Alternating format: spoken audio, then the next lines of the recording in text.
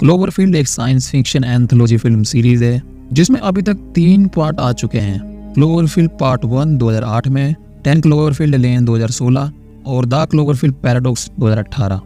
इस फ्रेंचाइजी को क्रिएट किया है जे अब्राहम्स ने, वह इन फिल्मों के प्रोड्यूसर है। ये सीरीज बेस्ड है मॉन्स्टर्स, अदर डिमेंशंस, एलियंस इत्यादि पर, और अलग अलग पार्ट में हमें अलग अलग चीज़ दिखाई जाती हैं। क्योंकि इन तीनों मूवी की स्टोरी एक दूसरे से अलग है, तो आप चाहे तो किसी भी पार्ट को पहले देख सकते हो। इन 3 मूवी के अलावा भी कुछ मूवियाँ थी जिन्हें क्लोवरफील्ड यूनिवर्स का ही पार्ट बताया गया, जैसे कि अ क्वाइट प्लेस। इस फिल्म के राइटर चाहते थे कि वो इसे क्लोवरफील्ड यूनिवर्स का पार्ट बना दे, लेकिन पैरामाउंट पिक्चर्स ने मना कर दिया और उसने अ क्वाइट प्लेस को स्टैंड अलोन मूवी की तरह रिलीज कर दिया। वैसे अ क्वाइट प्लेस भी काफी अच्छी मूवी है एंड फ्यूचर में मैं इस पर वीडियो भी बनाऊंगा। खैर, इसी तरह एक और फिल्म भी थी, इसका नाम है ओवरलोड। इससे पहले क्लोवरफील्ड का 4th पार्ट बताया जाने लगा और इसके प्रोडक्शन के दौरान जे अब्राहम्स ने अनाउंसमेंट किया कि ये क्लोवरफील्ड यूनिवर्स का पार्ट नहीं है और इसे भी स्टैंड अलोन ही रिलीज किया गया। Same as under water movie, उसे भी क्लोवरफील्ड यूनिवर्स का पार्ट बताया गया, लेकिन इसमें हमें एक भी रेफरेंस क्लोवरफील्ड का देखने को नहीं मिला, इसलिए हम कह सकते हैं कि वो इसका पार्ट नहीं है।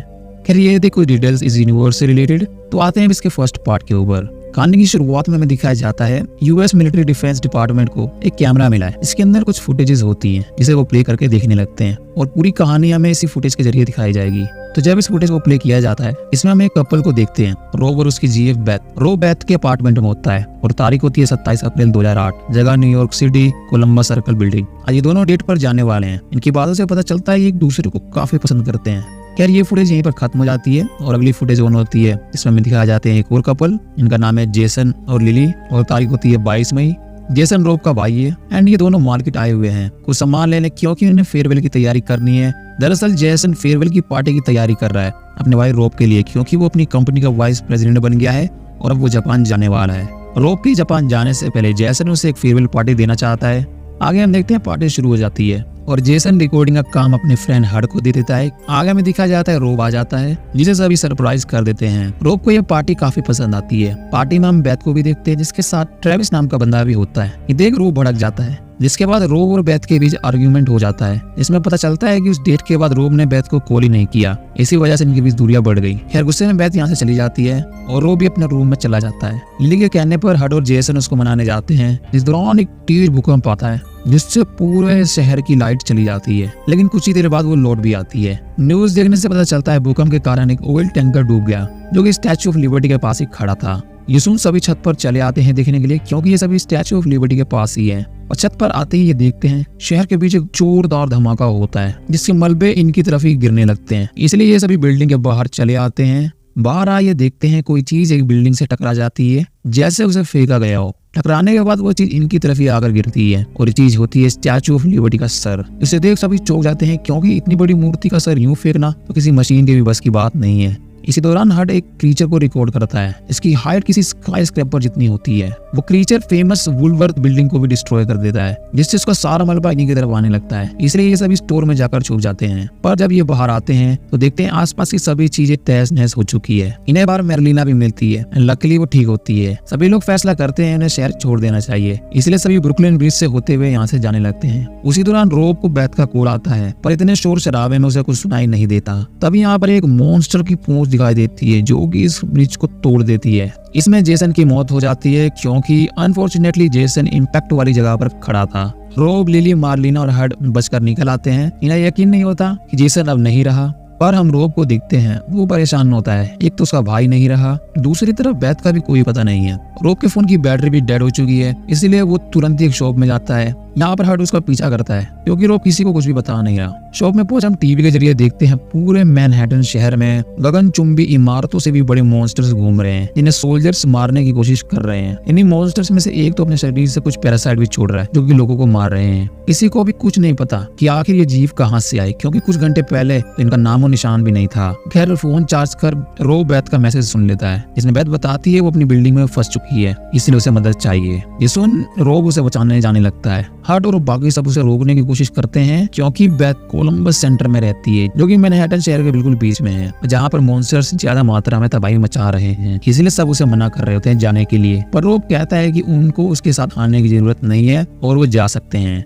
पर बाकी सब उसका साथ नहीं छोड़ते हैं। इसके बाद ये सभी उसी तरफ जाने लगते हैं। अभी यहाँ पर वही मॉन्स्टर आ जाता है, इसके अंदर से पैरासाइट निकलते हैं एंड मॉन्स्टर और मिलिट्री के बीच लड़ाई होने लगती है। इसके बीच ये सभी फंसे होते हैं। तभी रॉब को एक अंडरग्राउंड सबवे दिखता है, ये देख उस सभी को वहाँ पर ले जाने लगता है। इस दौरान वो मॉन्स्टर ने मारने की कोशिश भी करता है, लेकिन उससे पहले ये सब सबवे के अंदर पहुंच जाते हैं। रॉब सबको टनल में बने रेलवे ट्रैक पर चलकर दूसरी तरफ जाने के लिए कहता है, क्योंकि ये ट्रैक इन्हें सीधा सेंट्रल पार्क के साउथ वाले हिस्से में ले जाएगा। इसके पास ही बेथ रहती है। रॉब की बात मान सभी जाने लगते हैं, क्योंकि यहाँ पर बैठे रहने से भी कोई फायदा नहीं होगा। अब टनल में चलते वक्त ही नोटिस करते हैं कि उस टनल के सभी चूहे एक ही दिशा में तेजी से भाग रहे हैं, मींस कि वो डरे हुए हैं। इसका मतलब कि इनके अलावा भी कोई टनल में है। ये जानने के लिए वो कैमरे का नाइट विजन मोड ऑन करता है, क्योंकि यहाँ पर काफी अंधेरा होता है। और ऐसा करते ही वो देखता है टनल में वही पैरासाइट मौजूद है जो कि उस मॉन्स्टर के अंदर से निकल रहे थे।